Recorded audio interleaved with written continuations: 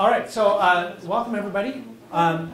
This topic is going to be about how to impress the judges. My goal for this presentation is for you guys to leave here with some ideas about what judges are looking for and what maybe some things that you can do ahead of time to prepare to maybe win yourself an award by doing a better job presenting yourself to our illustrious panel of judges. I'll tell you who the judges are, just so you get some background on who these people are and where they're coming from. I'll talk about how the judging process works that you may or may not have been aware of, what's kind of happening behind the scenes. We'll talk a little bit about being gracious professional, who decides these awards and how they're reaching that decision. And then we'll talk a bit about what the judges are actually looking for in a team so that you guys can think about that a little bit, maybe come a little bit more prepared. So in general, judges at FRC events are a bunch of adults running around, and they have these cool blue polo shirts on. We call them the blue shirts. And that is their official color so that you guys can recognize who they are. These are all volunteers. There are no professional judges. So just remember, these are just folks from the community. Some of them have done this before. Some of them have not. I'd say about half the judges have never seen FRC before. So they're there to have a good time. They're excited. They are business leaders, engineers. That's Liz Powell. She is the vice president of, senior vice president at Edelman, which is a big PR firm in Seattle. Guy on the left there, that's Kevin Reed. He is the vice president of engineering at IoLine Corporation. He's also our FLL partner. And you can see there's a whole bunch of other judges back there. A lot of executives, a lot of vice presidents, a lot of engineering people, a lot of business leaders. So they are they're awesome people. I think the key thing for everybody to realize when it comes to the judges is they're there to celebrate you guys. And so they are actually on your side. It's not an adversarial relationship by any stretch of the imagination. They want to hear what you guys have done, and they're excited to see that you're excited about stuff and having a good time. That's how we keep drawing them in and bringing them in. So judging is done on Friday and Saturday. Because remember, the general schedule is that we're going to show up and drop our robots off on Wednesday night. Thursday all day, you're in the pits doing stuff, getting the robot ready to go, passing inspections. You may or may not have known that. Friday or Thursday night is when the judges actually arrive, but they don't start their duties until Friday morning. But Friday morning, right after opening ceremonies, you'll start seeing them kind of wandering around in the pits. Their job is to come talk to you guys. And so there's one formal interview, which is the chairman's award. But for the most part, the judges are kind of walking around. They've all been assigned a list of teams to go visit. And so they're going to come talk to you. They are there primarily to collect information from you guys. So what they're looking for is to hear your story. They have no other source of information about your team. So everything that they are going to learn, they're going to learn from you, for the most part. So what does that mean? You guys kind of might need to be prepared to do a little bit of talking about yourselves and make sure that you can articulate what your team is up to and has done, right? So I think that's really important. Then what'll happen is after the judges have gone around and talked to a whole lot of teams, there's each of our regionals, there are 2 regionals in Seattle, each regional will have 50 teams, and there will probably be 10 judging panels, maybe 8 judging panels. So sorry, I just did the math wrong in my head.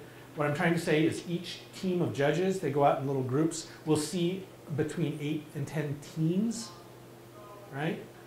And so they're just going to kind of wander around and chat with you guys, and they'll be watching, they'll be looking at your pits, all sorts of stuff. What they'll do is they're going to go back to the judging room, and they'll be saying, oh, well, you know, 1778 has, you know, really cool T-shirts and all the rest of that stuff, and 360's got all of their their fancy hairdos and stuff happening. That's pretty cool. And they'll be talking about what they saw in the robots, and they'll be talking about what they saw in the pits, and what their impressions were of you while they were out gathering all that stuff.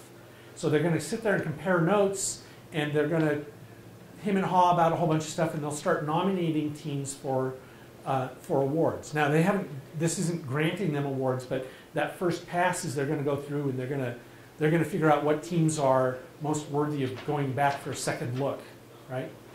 So you'll end up seeing judges a couple of times, 2 or 3 times over the 2 days, and each one of those visits is important because they're there to gather information about your team. So if you're interested in looking into getting some of these awards, if you know that, then you'll know that you need to be paying attention to the judges and making sure that things are happening. They're also going to watch you play in a couple of events. Don't know which. I have no idea which one of the qualifying events, or 2 or 3 that they'll watch, but they'll be watching. You'll see them standing around the field. They've usually gone out to watch a couple of specific teams. And in addition to that, we have a set of what we call match observer judges. They're watching every game and making notes about, how you guys are doing. Does your robot seem to actually work or not? Do you seem to be a good alliance partner? Are you working well with the teams around you? Are you being a jerk? Happens sometimes. I don't want that to happen, but those sorts of things they find out about, right? It's amazing how much information actually ends up flowing back to the judges. So just keep that in mind. We're not there to spy on you, or we're not trying to be Big Brother or anything. But the reality is that the judges see and hear a lot of things that might surprise you. Does that make sense so far? What was that? Watch what you see in the bathroom. So we mentioned in our awards presentation. Did you really? Yeah, they did. Good point. No, I was a judge for 4 years. Yes. Yeah, you're in the bathroom and you hear, yeah. People, yeah. Yeah, you don't want to, bad mouthing folks at a first event usually is never going to work out in your benefit. You might feel good for that short amount of time, but it's, Gracious and professional is really, really important in an FRC event. I could probably cite 8 or 9 or 10 instances of teams who are up for awards, and one judge comes back and they'll say something like, "Oh, they were just berating another team." That team always gets removed from the lists. So if you ever want to not win an award, get caught being ungracious and professional. Really, honestly, it's a deal killer. We've seen Chairman's Award nominees lose it, right? They were an awesome team. At least they presented themselves as awesome, and there were all of these things going in their benefit, and then you get that ungracious and professional label for the weekend. Oof, yeah. So, just FIRST is all about that. That's what the Chairman's Award, for example. You realize it has nothing to do with the robot, right? You guys know that about Chairman's Award? The discussion of how your robot does or performs or how you built it, we don't care. That's not Chairman's Award. That's not what it's about. So, but gracious and professional is a huge part of that, and it's also an enormous part of your team's reputation with the judges. So I think you get it, so I won't overstress it, but let me just remind you, I put up an entire slide with that one thing on it, right? It really does matter. So if you're looking for an award, be that. Let's talk about who. Okay, so there's all of these awards you can win. Who decides all of this? It turns out that most of the awards are done by the people in the blue shirts, but not all of them. So if you've ever been to an event and you realize that, oh wow, that team won like 3 trophies. There are some teams who are perennial winners of multiple awards. Chill Out is actually one of them, and like Skunk Works, they always seem to walk away with 2 or 3 trophies. Yeah. And the reason for that is that they put a lot of effort into the team, and B is from this list of awards, your team is likely to win one of those, and only one of those. Except Dean's List is special, so ignore Dean's List for a second. But the judges have pretty much already determined the sexiest award that you're up for, and you may be a strong category in other categories as well, but you'll only win one of those. These guys are judged by a different judging panel, and they don't communicate on purpose. So when you see teams coming down for multiple awards, you're going to see something like the Skunks, I think last year got Engineering Excellence, and they also got the Website Award, and they also got Excellence in Design. And so you kept seeing the Skunks get up there, and you're going, oh man, the judges just fell in love with them. Well, no. Actually, it turns out that the judges did fall in love with them. They love all of you guys. The Skunks got the Engineering Excellence Award, and they also impressed the website evaluators, which is one group. They did the Autodesk group, completely separate judges. Woody Flowers Award, that was done in New Hampshire. And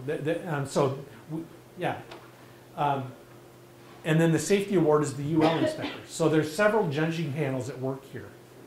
So I hope, does that make sense? Any questions about that? I'm hoping that that kind of explains to you that, that's how multiple awards get won, is by knowing that list. I'll put these slides up somewhere, by the way, so you guys can grab them later.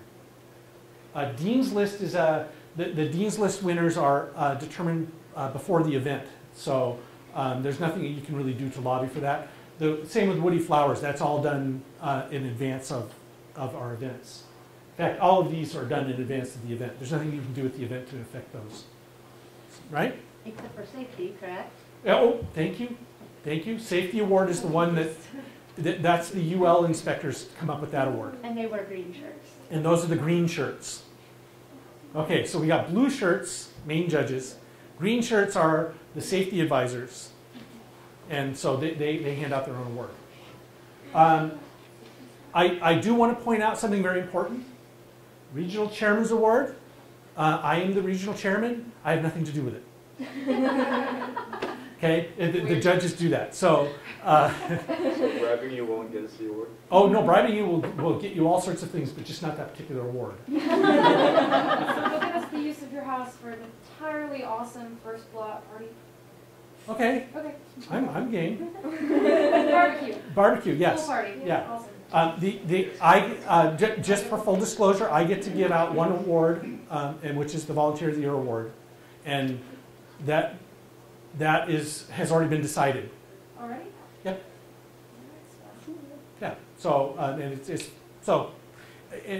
and we do that way in advance. So it has nothing at all to do with any of the other awards. Okay. The reality is, the really simple answer is we're looking for the teams who are doing a really good job at being an FRC team. Okay. That's as simple as we can do it. We're looking for we want to see that you guys put in effort. And this isn't actually as hard as it sounds, but it's not as easy as it sounds either. So the complex part of this is, all of the FIRST programs are team sports. And so we have the Teamwork Award, right? And Chairman's Award is actually, part of the Chairman's Award is also being part of a team, right? So be a team. It's possible for one or two of you probably to sit down and build the robot. It'd be a lot of work. But the reality is that we're looking to see that your team has done something as a group. Okay? Does that make sense? Okay. It's about gracious professionalism. Every one of these awards will get influenced by you guys being gracious and professional. Whether it's if you do community outreach in your business plan, or just being good neighbors in the pits. We hear about that stuff. Oh, yeah, so I'll take this time. So one thing that impresses the judges most is hearing about things like, Team 360 adopted the Brewster team last year and helped them get their robot built and running at the event. That probably had a lot to do with their getting Chairman's Award last year. Okay, and other teams do the same thing. So, you know, being that gracious professional spirit in the pits, being that gracious and professional spirit around the field, helping people out, and not throwing temper tantrums and that sort of thing, that all of that goes into that. The judges hear that, and they love to hear that. Somebody will come wandering into the room. It might be a referee. It might be you know, the pit admin people. They'll give them a little form. We have a little report form that says, "Hey, guess what? This team did something really awesome. Here's what it is." And we collect those things, and the judges look through all of that. So, FIRST is about students doing amazing things, and you guys do some really incredible stuff. You do some incredible volunteer work. You do incredible outreach. I know a lot of you are involved in FLL and FTC and other outreach events. The judges like to hear that. That's part of being a FIRST team. It's also part of gracious professionalism. Once again, it keeps coming up, but it is. You got to tell us. We don't know. The judges don't know. I know, but they don't let me in the room. They won't even let me in the judges' room, in case you're wondering. They won't even let me in there. So I can't walk in and talk your team up. You guys have to do that on your own. Okay? So if you're doing some, you know, in community outreach, do it and make sure the judges know about it.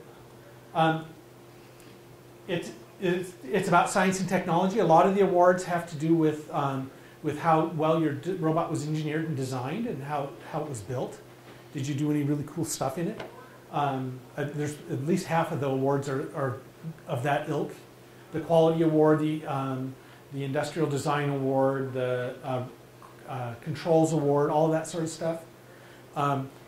Remember that some of this stuff, some of the judges are executives of a communications company, business leaders.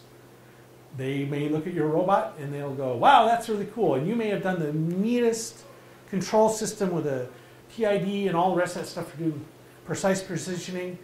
They are not going to know. If they look at it, they're going to go, "Oh, that's shiny," right? I mean, and not derogatory towards them. It's not their area of expertise. It's kind of up to you guys to make sure that if you've got things on your robot that you're particularly proud of how you did it, you are the ones that are responsible for telling them that stuff. Does that make sense?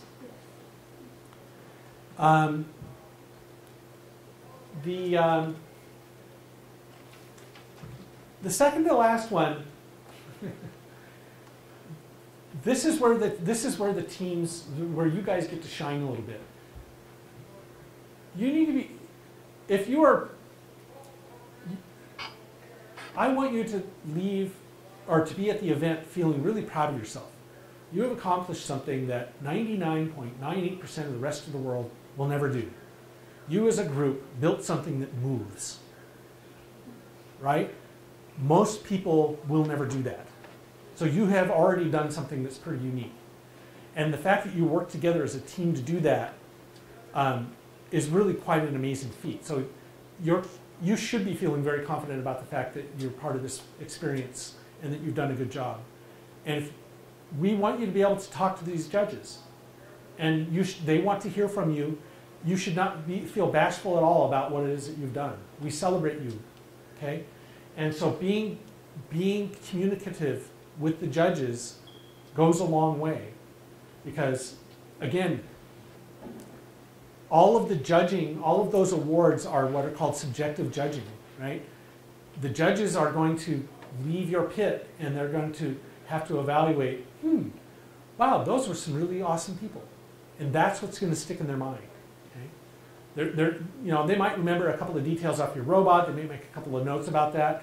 But honestly, if they walk away going, wow, these guys got it. These guys are having a good time. They've obviously show a certain level of maturity and an ability to exude that confidence. That is what's going to stick in their brain. I think the second this one is actually really important, because you guys have done this and you are good at it. You just need to make sure the judges realize it. And then of course, FIRST is, after all, an engineering program, and so quality and thought that you guys can put into something, and doing quality work, and doing things on purpose when it comes to your robot. And it could be little things like, there's nothing more impressive than walking up to a robot where all the wires are very cleanly labeled and everything is routed very cleanly, because we can look at it and go, oh, not only is this thing hopefully functional, but it's obviously serviceable, I could work on it, and it looks like somebody did something on purpose. My robots, on the other hand, are always like this tangled mess of wires, and if one comes loose, there's only one person on the team that knows where to put it back, and that person's never there, and yeah, right? So if it looks like you've done that extra level of quality work, that really, really does impress the judges. Okay? Make sense? You guys are good at excelling at this stuff, but it is important. Your ability to land one of these awards is entirely about your team making a memorable impression on the judges. Remember, they have just seen 8 other teams, probably in rapid succession. They only have a couple of hours to do that. So if you've done something amazing, be sure that you can tell us about it. And that might require some preparation on your part. Okay? If you can communicate it like with a handout, or you can show us some documentation, there's nothing wrong with giving the judges a little packet. And you could give one to everybody that comes up, but make sure that you've got something to give the judges. They love to take stuff back. Don't make it a book. Make it short, right? Maybe a picture. In fact, let me say that again. A picture, not maybe, a picture, okay? They just saw 8 teams. Trust me, they got back to the room and they're going, okay, the second team we saw, were they the blue ones or the red ones? But if they had a picture, they could look and they could go, oh, it's these guys, it's the blue ones. And that really happens every time. It's really hard as a judge. You've just talked for 2 hours. Remembering the first 1 or 2 teams that you went out to talk to is much harder than the last 2 teams that you talked to, unless you've done something memorable, or there's something about quality about your team that's memorable, or you've given them something that they can rely on. Make sense? Okay. So there's a little bit of effort involved here, but it really, really helps. Most teams don't do this. Many teams, there's only 5, 6 teams here. There are 94 other teams that didn't come to this presentation today. You guys put in the effort, therefore I'm giving you all this inside info, right? They may not know all of this. So you've already done something to prepare. So now you just have a little bit more. Be honest. Oi, oi, oi. So we're going to talk to a lot of people as judges. They'll come to the pit, interview a couple of students. They might come back a little while longer and interview a different set of students.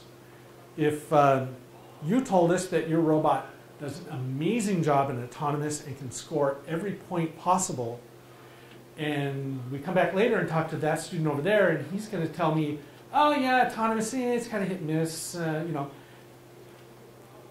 yeah, right? Plus, we will have probably verified the information by somebody's watching the matches, or the judges are going to go out and watch. So don't play it up too hard. This is an engineering project done by high school students and mentors. Not everything goes perfectly. And in fact, we'd appreciate it if you tell us what went wrong. It shows us that something happened.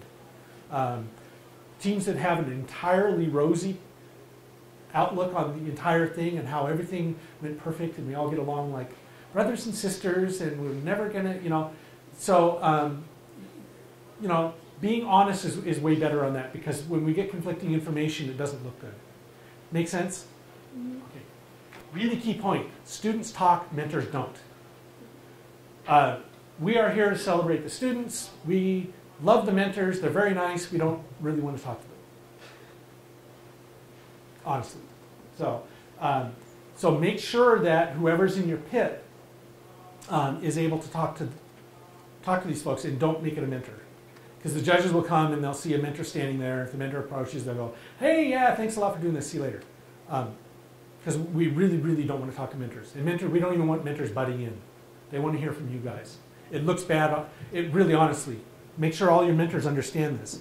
The judges really, really don't want to talk to mentors. So, unless they're going to ask a direct question of a mentor, for the most part. All right. Y'all know what an elevator pitch is? Here's the deal. Pretend you just got in the elevator. I'm riding up the elevator with Bill Gates. You go, I'd like a sponsor. He's going to the 8th floor. What can I tell him in 30 seconds that will pique his interest in what I've done? How can I very short and succinctly tell this person what it is that I'm doing in a way that might interest them? Okay, that's what an elevator pitch is. It doesn't have to be exactly 30 seconds. Okay, but the deal is that the judges don't have an infinite amount of time to listen to an entire story, an hour-and-a-half long story of how you guys arrived at this part of the design. So what you want is you want your pitch, your information that you're conveying to be communicative, but shortened up and concise. Make sense? So you need to work on that. It's not something that you can just pull out of thin air. So that's, again, something that everybody on your team should be able to give the 30-second elevator pitch about your experience. Okay? And a lot of this is your personal experience too, right? Think about it, and this is something you can actually practice with each other. Here's the question the judges will ask. So tell me about your experience with FIRST, your personal experience. Okay? It's a very valid question, and it's something that we're actually interested in. And, maybe it's something that you could work out with yourselves. Take that back and have everybody be able to answer that. You just spent 6 weeks doing this. What did you get out of it? A little self-reflection. If you're able to answer that, that impresses the judges. Make sense?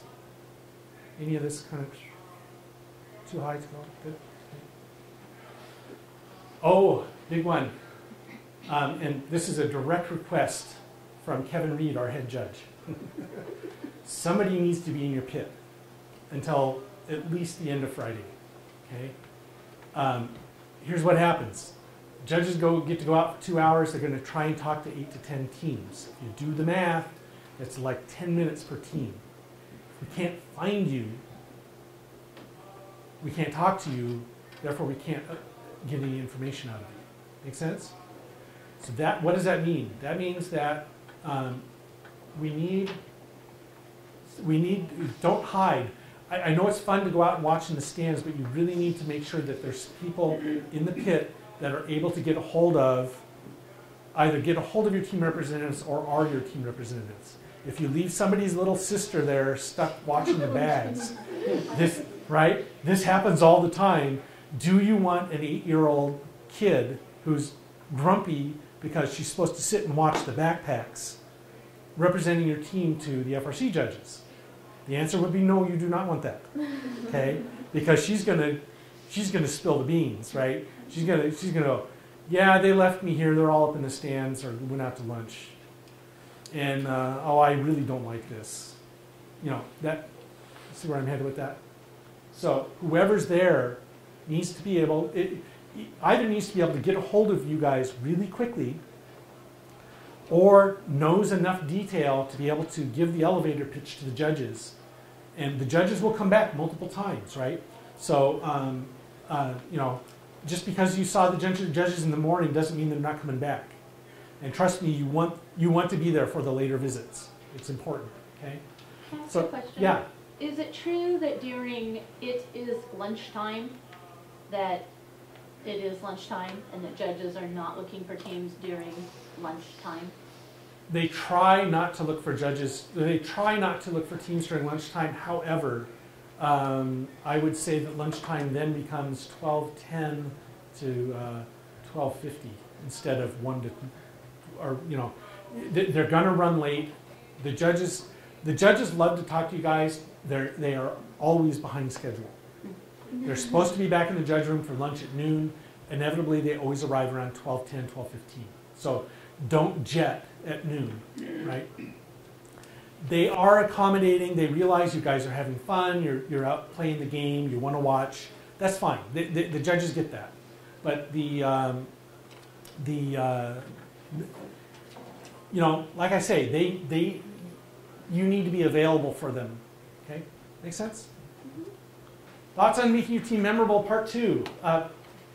Prepare something for the judges. Why am I going to remember your team?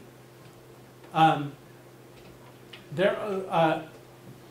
I'm not sucking up to them because they're here. The judges always know who Team 360 is. Why? The shirts They're orange and they have mohawks. and the mohawks. And they spin. Pardon? And they spin. And they do all sorts of. They all do all sorts of stuff to stand out. They remember chill out as well, because of the colors. Some of you have been around long enough to see Team Fred.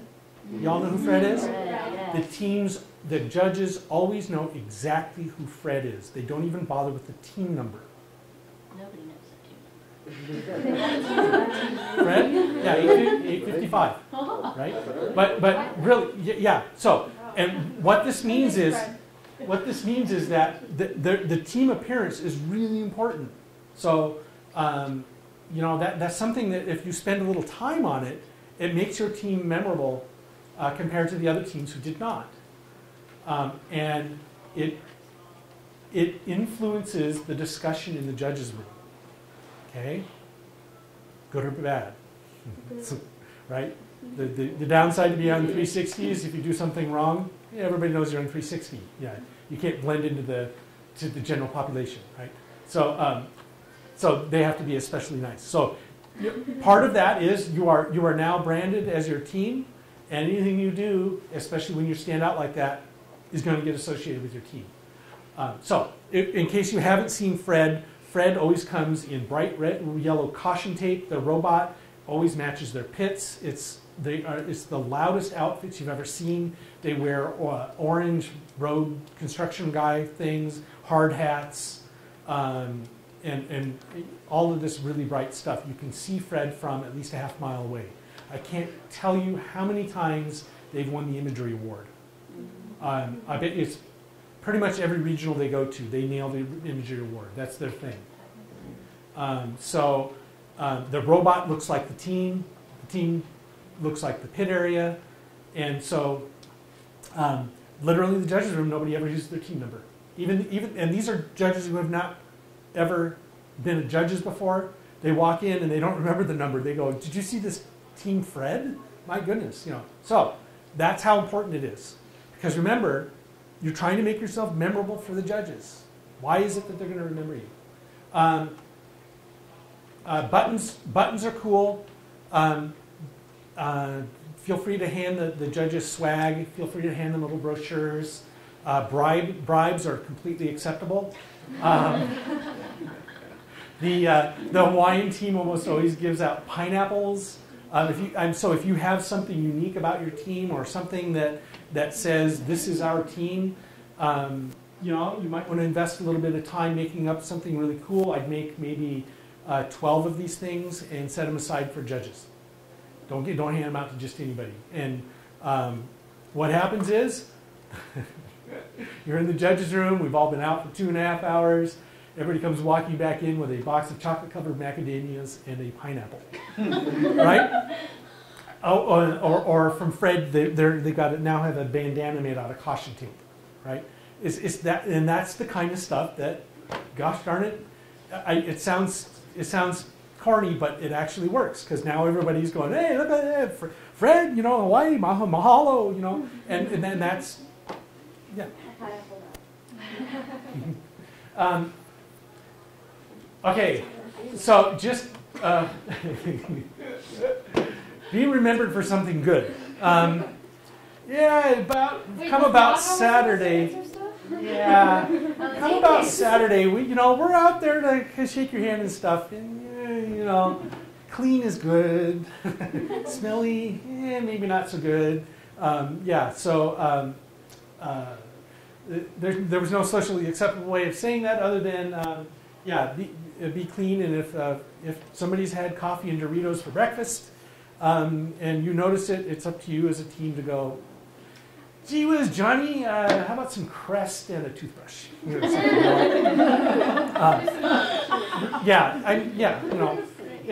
we are in close quarters for a long time, and that sort of thing happens. It's not anything against anybody, but somebody's got to point that out.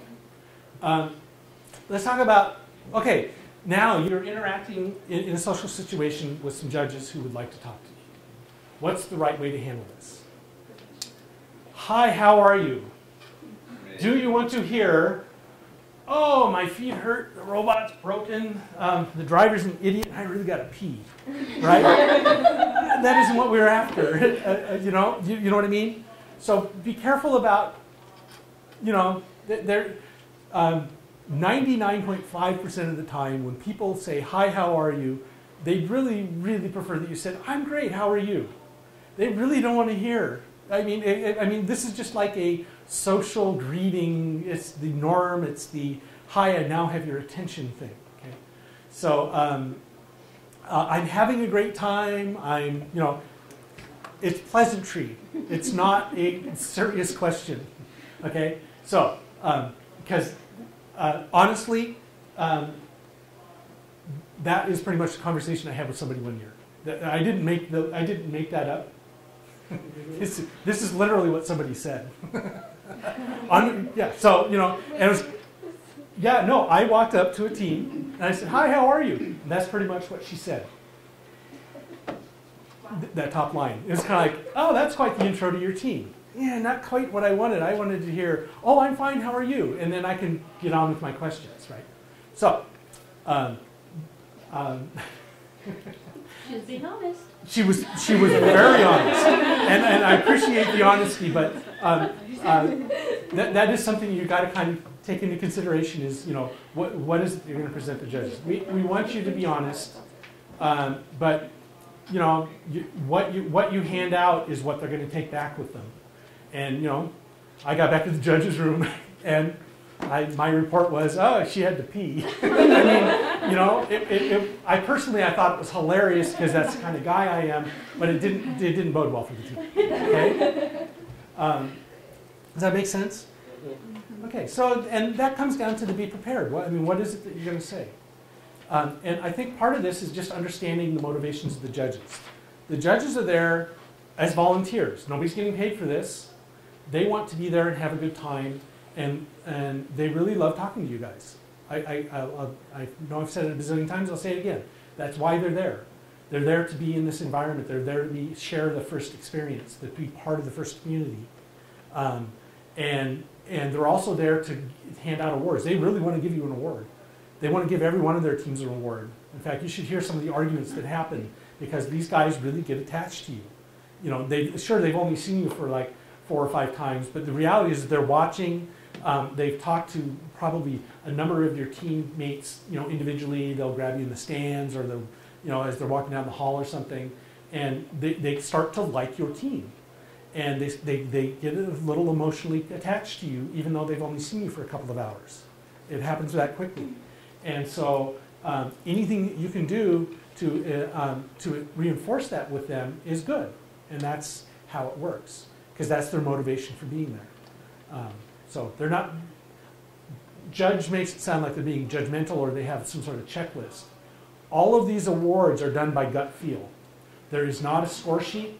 There's not a checklist. We don't even give them an evaluation sheet. They're just sent off to say, go find some cool teams. Yeah. Really? Yeah. And they come back with a completely subjective impression of your team. Okay. Make sense? So now what am I going to tell you? I don't know. I'm going to tell you that was the end of the slides. Hey, that wasn't so bad. So, what do you want to know? Somebody's got a question. What is it? About judging, about FRC, about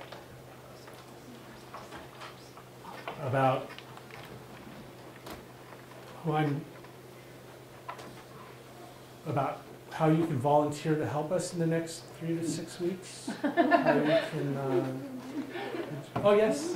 No. Oh, you raised your hand. Now you have to ask the question. You did? Oh, thank you so much. So there's, yay. So 360 is volunteering. You are. You're helping a lot. Oh, no, we really like them. We're doing. You're doing NFL original. Yes. Yeah. No, I know you're helping. Yeah. Do you know we're helping? I know you're helping. Are you sure? Yes. Are you? Who else are you going to tell? Who else am I telling that we're helping? The world. The judges? She learned. Awesome. Yes. Be sure to tell the judges. Yeah, and Maybe. No, just, you know what else? Okay, so some other things that I'm a judges. coach too. Are you? Well, FLL? well, I'm an FLL she's an FLL coach. Okay. And then I'm an FLL mentor. Raise your hand. You raise your hand. These two right here have done something very critical to getting Chairman's Award. Ha! Sorry. I'm excited. I cannot remember how long it's been since the Chairman's Award winner has not also been involved with First Lego League. Hint, hint, hint, hint, hint. Aren't you guys involved too? Yeah. Elizabeth is- Yeah. Elizabeth is- So if your team is We have 3 teams. so if you're gunning for Chairman's Award, here's what happens. I'll tell you, I've heard this a bazillion times. The judges who are doing Chairman's Award will be sitting in the corner, and you'll hear them talking about teams, and it always comes up. Oh, yeah, but these guys have an FLL team. But these guys. These guys don't. These guys. We'll move them up to the top. Honest to God, I've seen that many, many times in the past. You have 3. So a big part of Chairman's Award is doing stuff in the community, and for us that means helping other teams, both through outreach, starting new FRC teams, and helping with FLL, either at the event level or coaching team. Question? No, I was Yeah. just saying, yeah, majority of my first teams. Yep. Um, so this is a little bit off, just a bit, but what kind of questions do the Chairman's Award judges ask? So you've given them a video, right? Right? Yes. And so you're going to go in and so there's a presentation that you're going to do, right? And they will end up asking you about things that they heard in your presentation to clarify things. And they're going to, there isn't a set question list for this, okay? But what they'll end up taking the information that you've given them, and they will have been actively listening and engaged, and they will ask you questions about specifics out of that. And don't be surprised if they grab hold of some little tidbit and sort of shake it like a dog, right? They want to make sure that there's depth behind what you've said. So things that you present to Chairman's Award, you want to make sure that is something that you actually did. Some teams will try and kind of slip one by and say, oh yeah, our team mentored an FLL team. And they'll say, oh, wow, that was really amazing. So tell us about the experience. What did you find best? And then you hear the pause and says, well, actually it was just Riley, the one student, mentored the FLL team, right? And so that's a slight change in the story. And that's the kind of stuff, when I said be honest about it, it would be perfectly good to say, yeah, and part of our team or some members of our team did this. And that's great, but you just need to be ready to be prepared for that, because if you sort of blow that part of your resume up a little bit, and everybody does this on resumes and stuff, sort of we call it creative enhancement, right? And but the reality is that they will ask questions to verify the things that you've said. You helped out an FRC team, or you mentored an FRC team. How many times did you meet with them? Right? If you say 9, they may end up talking to the other team, just saying, "Hey, so I heard that 360 helped mentor you guys," and if they end up saying, "Yeah, they helped us like the first day or 2," well, that's not 9, right? And so that throws that little element of not doubt, but that little element of something didn't quite feel right. And they'll probably make a note of it, and they might come back and ask you again. So that's where you got to be careful about. It's good to present things that you've done. Just don't overboard with it, and don't use language to your benefit too much. You know what I mean by that? So, you know, honesty is best. You may flower it up a little bit, but if you really cake it, you'll get called on it. Does that make sense? And again, and it isn't that they're going to run like, oh, I caught these guys in a lie. That isn't what happens. But as they start evaluating the other teams, they're left with that little impression in the back of their mind that maybe they sort of overplayed that a little bit, and that happens a lot, unfortunately. Make sense? Yes. Good question. What about you guys? You have another question? Do I have a question? Yeah. Why are you so awesome? I try to be. It's my mother. Really? Yes. Yes. This is entirely my mother's fault. Darn. Yes. Dang it! My mother,